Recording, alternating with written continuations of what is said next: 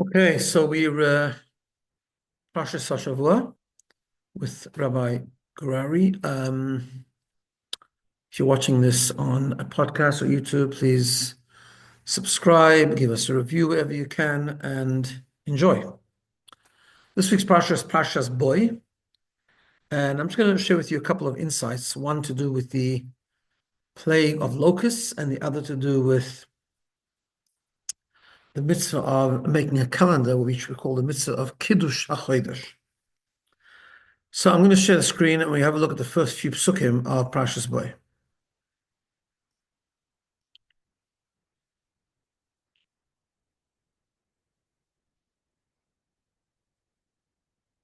Okay. So here's the pasuk. Have a look at number one here. For the beginning of the parasha, the Torah tells us the following. Vayomer Hashem Moshe, and Hashem said to Moshe, Boy el Paroi, come to Paroi. Ki ani hichbadeti es liboy, because I have made his heart heavy. The slave avodav, and the heart of his slaves, the man shisi oy soisai eile bekirboy, in order to put his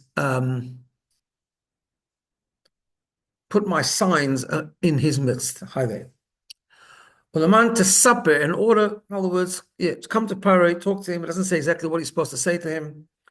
Well, the man to supper, but ozne bincha ben bincha, and tell him tell Paro that in order to be able to tell your children and or he says to Moshe Rabeinu, you'll be able to tell your children and your grandchildren, Eisa sheri salalti Mitzrayim, the way I was treating Mitzrayim, something bomb, and my signs, my miracles, v'yadaitem ki ani Hashem, and you will know that I am Hashem. Then it says, Vayovai Moshe v'Aaron al Paroi, Moshe Rabeinu and Aaron HaKohen come to Paro. Yomer el nesete. Koi Omar Hashem Elokei Ivrim. So says Hashem, the God of the Hebrews. Ad Mosai me anto la'anois mi ponoi. For how long? For how long are you going to refuse to answer to me? Shalach ami v'yavduni. Send my nation and they will serve me. Ki im mo'ein ato l'shalech, ami says Moshe Rabeinu, because if you refuse to send my nation, hineni mevi mochar arabe bigvulecha, I am going to send locusts to your borders tomorrow. The plague of locusts will come. I'm going to just stop sharing here for a minute. And 1 second, I'm just going to fix something here. Give me 1 second.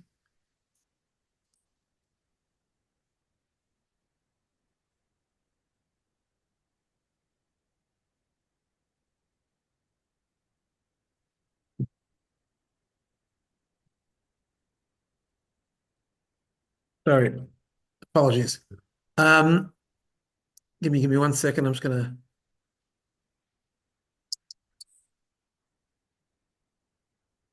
Just so that we understand what's going on here. So I'm just fixing up the. Oh, that's right. Okay. Okay. So the Moshe Rabeinu warns Paro that there's going to be a plague of locusts. So here we have the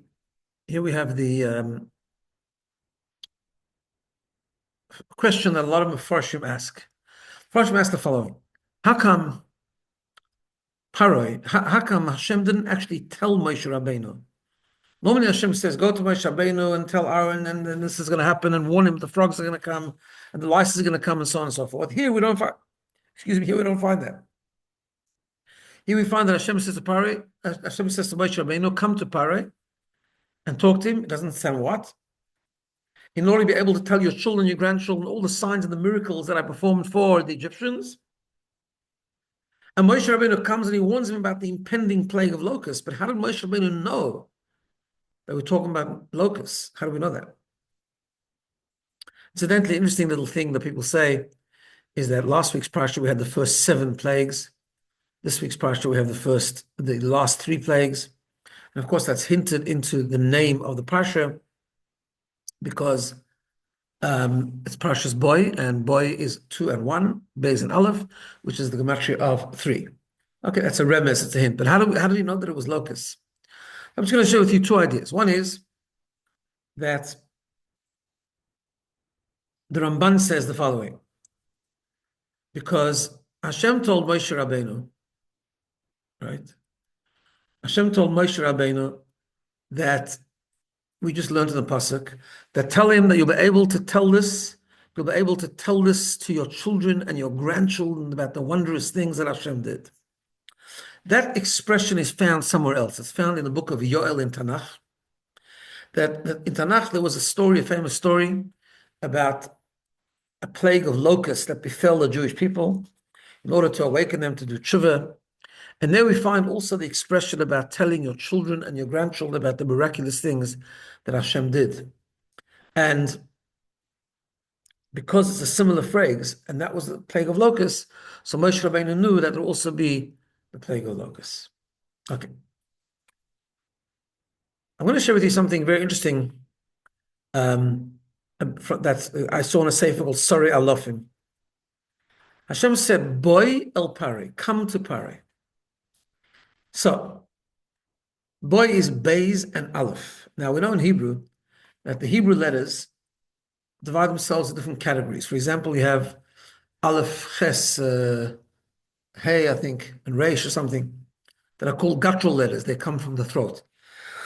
We have also, Ayin also, of course. Ayin is in that category. They have what's called Bumaf, Beis, Vov, Mem, Pei. Those are lip letters that comes from the lips.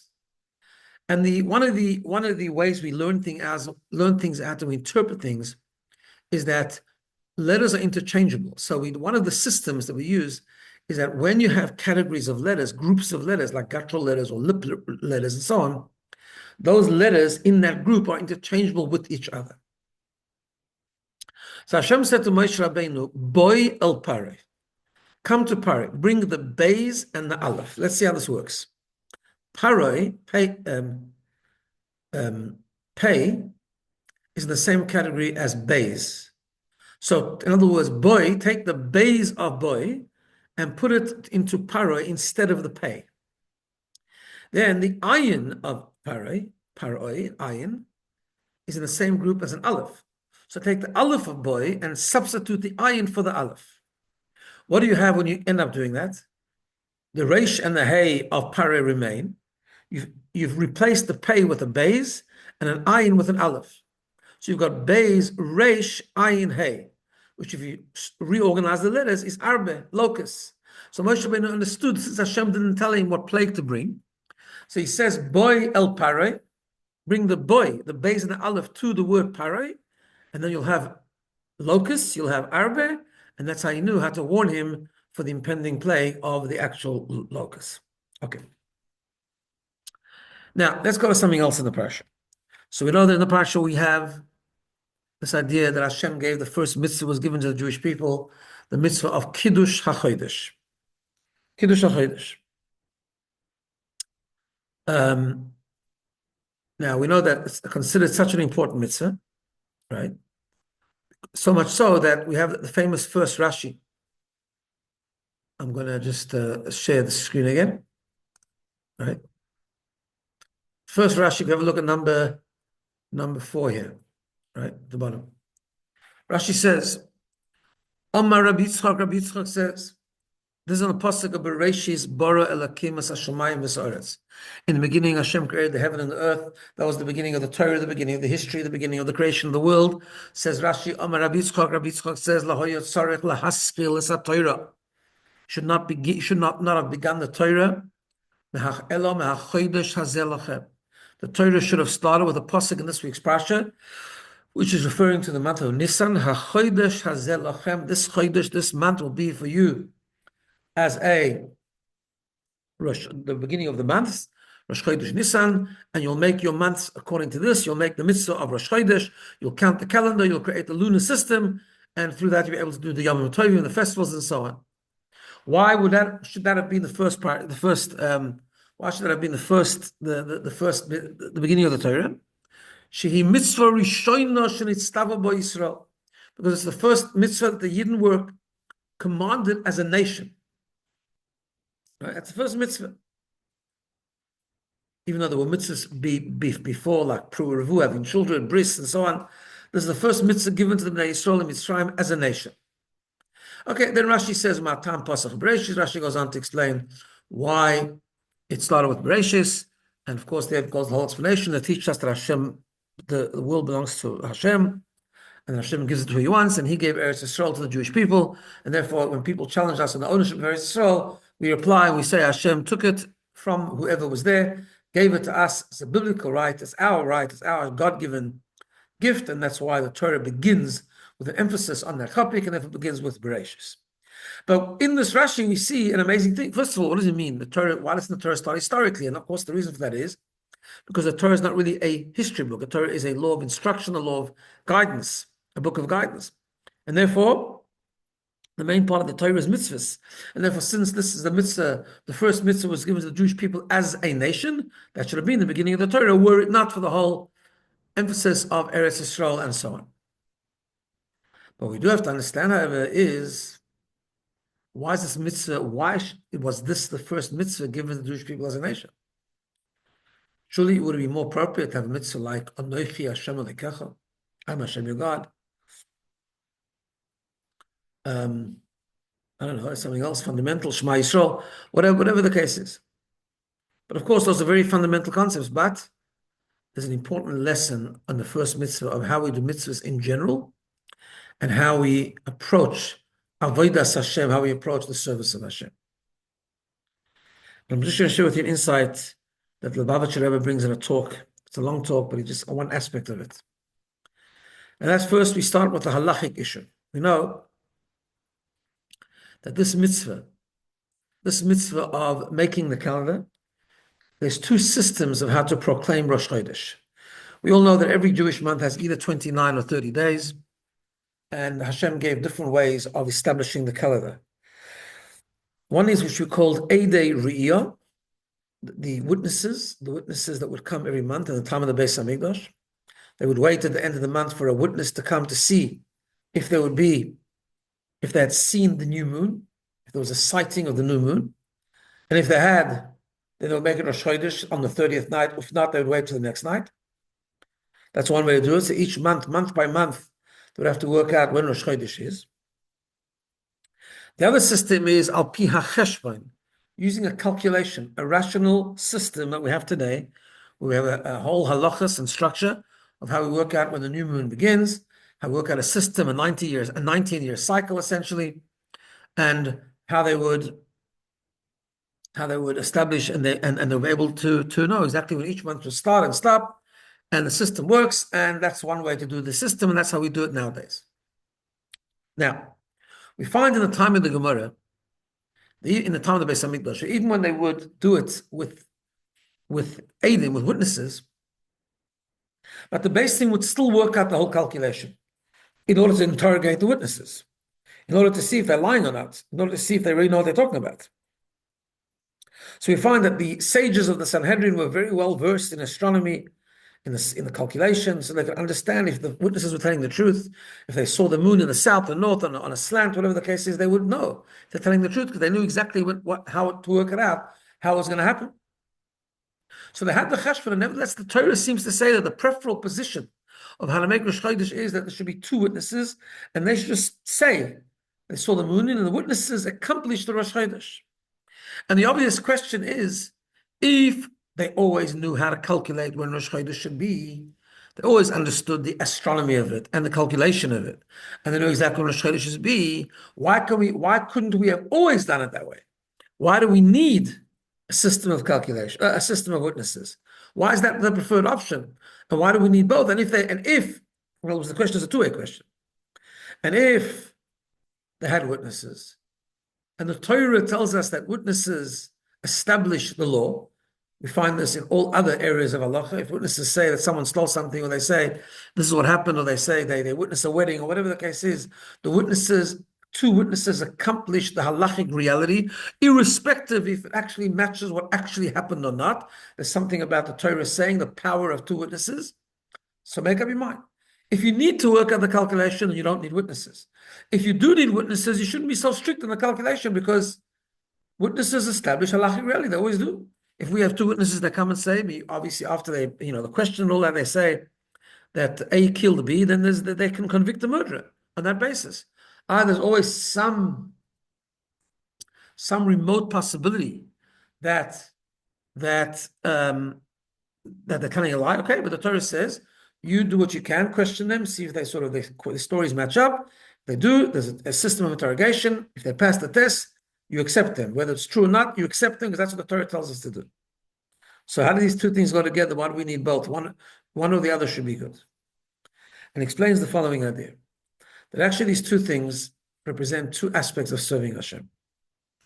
The one way we serve Hashem is through emunah, the part of our neshama that transcends the rationale, transcends the logic. It's belief, it's emunah, it's a commitment, it's a surrender to Hashem, His Torah, and His mitzvahs. It's like nasa before nishma. In other words, it's a very deep surrender and commitment to serve Hashem, irrespective of how much we understand or how much we don't understand. That's one way of serving Hashem. That's represented by the witnesses. Two witnesses come, they say the testimony, they get questioned a bit, and you accept them because that's what Torah says to do. That's a surrender, it's a commitment, and they create the reality, they create the halachic reality.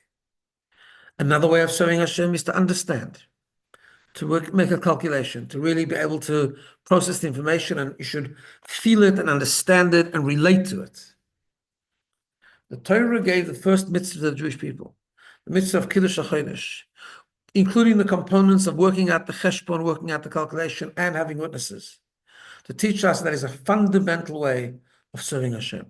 We've got to serve Hashem with both parts of our neshama.